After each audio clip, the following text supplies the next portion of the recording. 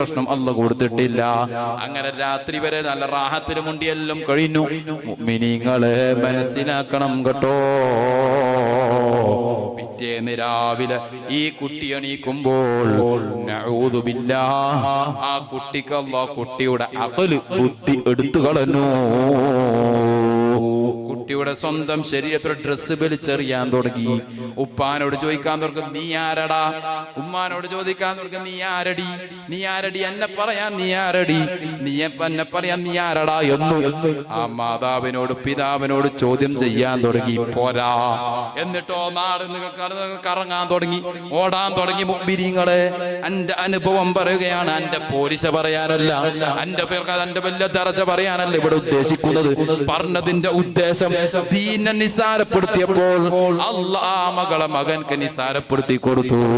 ആലോചിച്ചു നോക്കൂ ഓ മുഅ്മിനീങ്ങളെ, അഖിൽ അനക്കും നിങ്ങൾക്കും കൊടുക്കാൻ കഴിയോ? അതെ, അനക്കും നിങ്ങൾക്കും അവയവത്തിന് അതേ സദന ശക്തി കൊടുക്കാൻ കഴിയുവോ? ഇല്ല മുഅ്മിനീങ്ങളെ, റബ്ബിന്റെ മഹ്ലായ ഫദ്ൽ കൊണ്ട് മാത്രം കിട്ടുന്നതാ എന്നുള്ള ബോധം ഓ സഹോദരി സഹോദരന്മാരെ, എന്റെ ഖൽബിനോടും നിങ്ങളെ ഖൽബിനോടും ഞാൻ പറയുന്നു. അതുകൊണ്ട് മനസ്സിലാക്കണം, ഇന്നും ആ പെണ്ണുണ്ട് വീട്ടിൽ പൂട്ടിയിട്ട് അവർ വീട്ടിൽ പൂട്ടിയിട്ട് നിൽക്കലാ. ആലോചിച്ച് നോക്കൂ, ആ മാതാവിന്റെയും പിതാവിന്റെയും ആ വിഷമം ആലോചിച്ച് നോക്കൂ. വല്ലോ ഒരു വീടുമുണ്ട്, അടിയിൽ സൂപ്പർ മാർക്കറ്റ് ഉണ്ടായിട്ട് എന്ത് കാര്യം? സ്വന്തം മകൾ ദീനിന് ഉപകാരപ്പെടാത്ത അവസ്ഥയിലായില്ലേ? അതുകൊണ്ട് മുഅ്മിനീങ്ങളെ, വിവരമില്ലെങ്കിൽ മൗനം പാലിക്കണം, അല്ലാതെ നിസാരപ്പെടുത്തരുത് കേട്ടോ.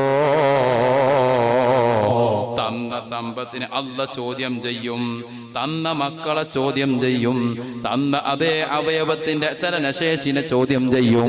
ഒരു മക്കളുണ്ടാവാൻ അതെ 5 ഹിസ്സിയാത്തേ വേണ്ടു.